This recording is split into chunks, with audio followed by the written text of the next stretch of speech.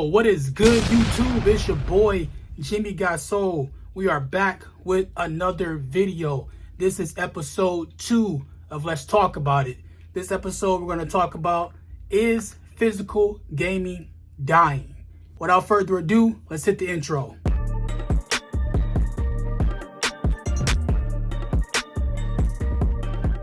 So it seems that physical gaming is becoming less and less popular these days, and that digital gaming is actually taking over because of the convenience and the ability to play your games instantly.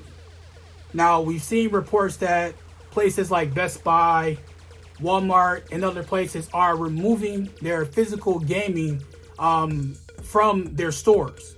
But why is that? Is physical gaming dying? There's a 50-50 chance on that. You'll have people say yes, and you'll have people say absolutely not. But why is physical gaming still a need? Because there's people that actually want to have physical games where they have their collection and they want the physical disc because they feel like they own that disc. They may feel like with a physical game that these companies or these gaming companies or Sony, PlayStation, Nintendo Switch at any time can delist these games and you don't really own these physical games. But is that true? Yeah and no.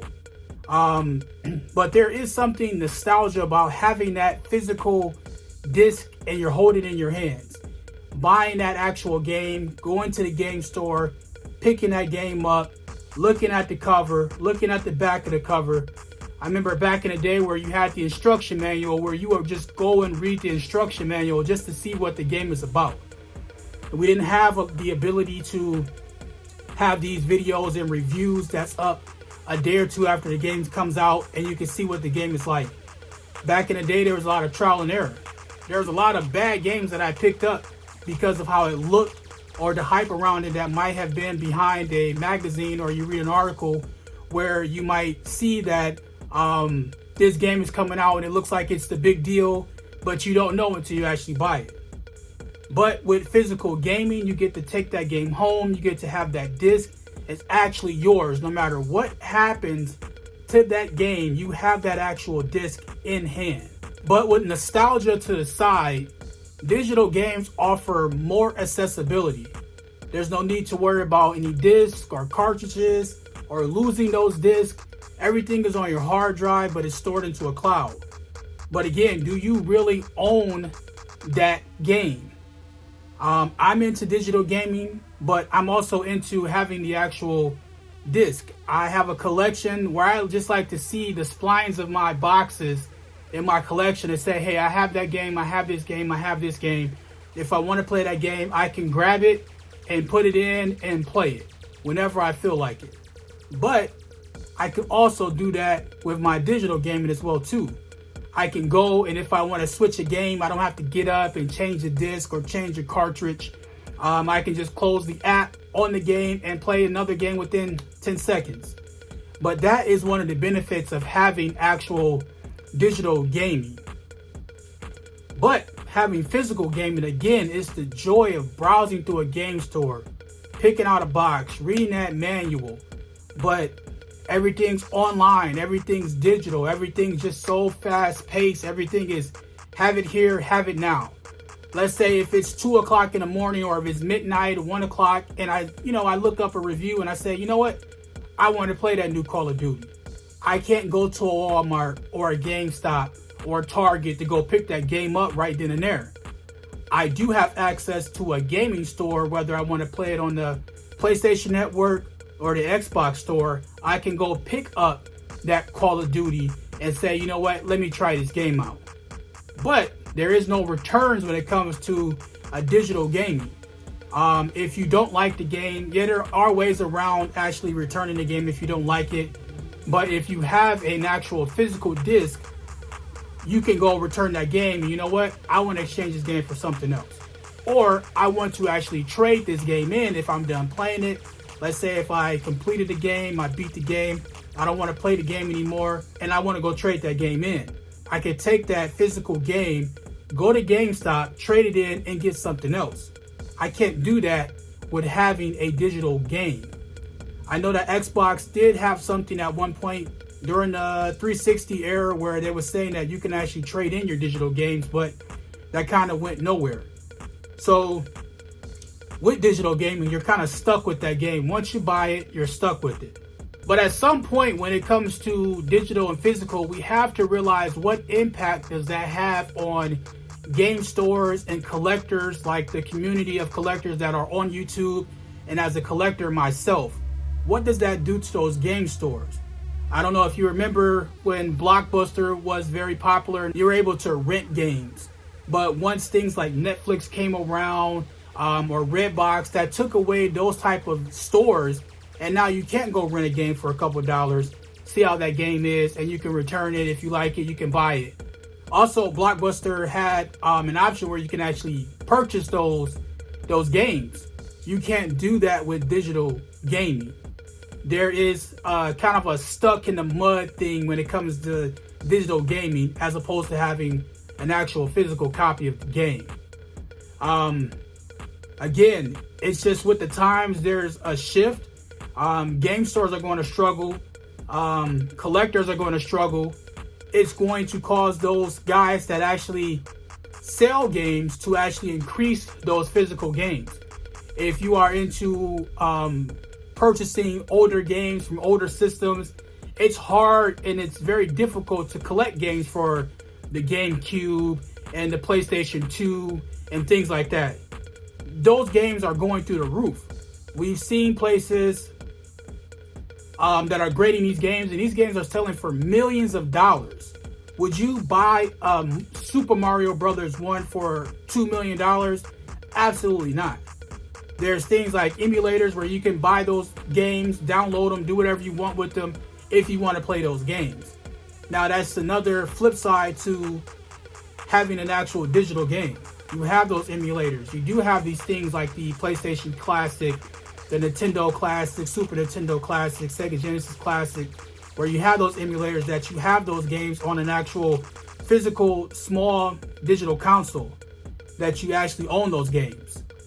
But do you consider that to be in a physical game, or do you consider that to be a digital game? Now, you do own it. It's not connected to the internet. You're not able to lose those games or worry about those games becoming delisted and things like that. Having games that are on sale.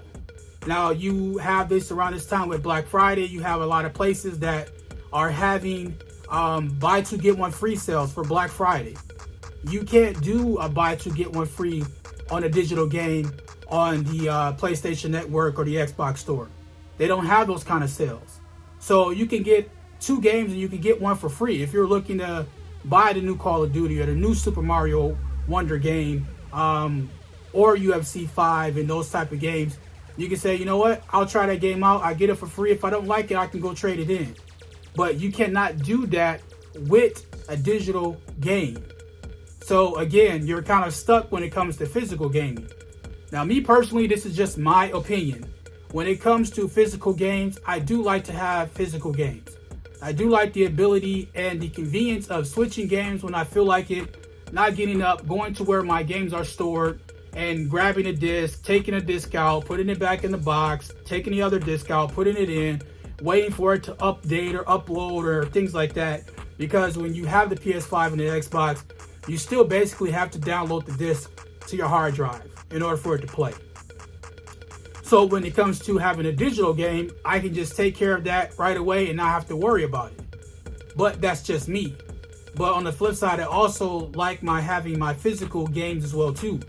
I still like to collect for the 360 or the PS3 and things like that. I do like to scour online to see if I can find those games for cheap.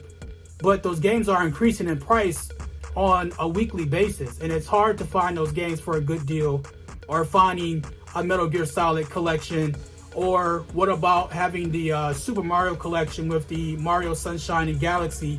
You can't find those in the store anymore. So you have to actually have the physical copy of the game if you want that actual game. You can't find it on the Nintendo store, on the eShop or anything like that. But if you don't have it or you didn't buy it when it came out, you have to go on the internet and you have to worry about paying double, triple the price for having that game. that's another downside into getting physical gaming is the price. The pricing is a lot. Are we getting to a point where digital gaming is just going to be the norm, where you're not going to be able to get physical gaming anymore? I think that is where gaming is heading. It's unfortunate because we are going to lose those mom and pop shops. We're going to lose those GameStops because there's no more physical games that are able to purchase. I believe that we will have a system where we don't have any actual gaming consoles anymore, where you will just have to buy a controller and you can have an app on your TV, on your smart TV, and you can play streaming your games over the internet. Again, I think that's where gaming is heading. I don't think it's something where that's going to happen right away or is happening in the next year or 6 months or so. But I think there is coming to a point where physical gaming is going to go away.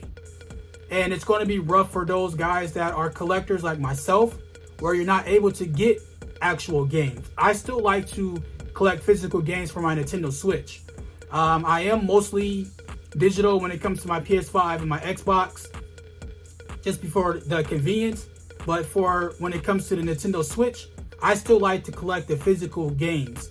I like to have those cartridges. I like to have those cases. I like to look at the splines. I like having a setup where I can see all my physical games at. But I think it's coming to a point where we are going to be all digital. But are you prepared, or are you ready for your gaming to be all digital? You have to ask yourself that. I know there's going to be a little pushback when it comes to the community, and there's going to be pushback where people don't think, oh, physical gaming is not going to go away. But you have to realize that, what about Blu-rays? What about 4K DVDs? Those are going away. Everything is all digital. If you want your movies, you have to basically buy them digital. So we can see where things are going. We see the increase when it comes to Netflix and the subscriptions and things like that, and these digital apps, Disney Plus and things like that. So we can kind of see that they're testing the waters with those particular apps when it comes to being digital and physical. Well, what are your thoughts on physical gaming and digital gaming? If you can, put it in the comment section and let's talk about it. Let's have that discussion. Are you more on the physical side or are you more on the digital side? And explain why. I thank you guys for smashing that like button, for commenting on my previous video. I greatly appreciate it. Again, it's your boy JImmygotsoul. Thank you for watching episode 2 of Let's Talk About It. Are you for digital gaming or are you for physical gaming? Again, I'm out. Peace.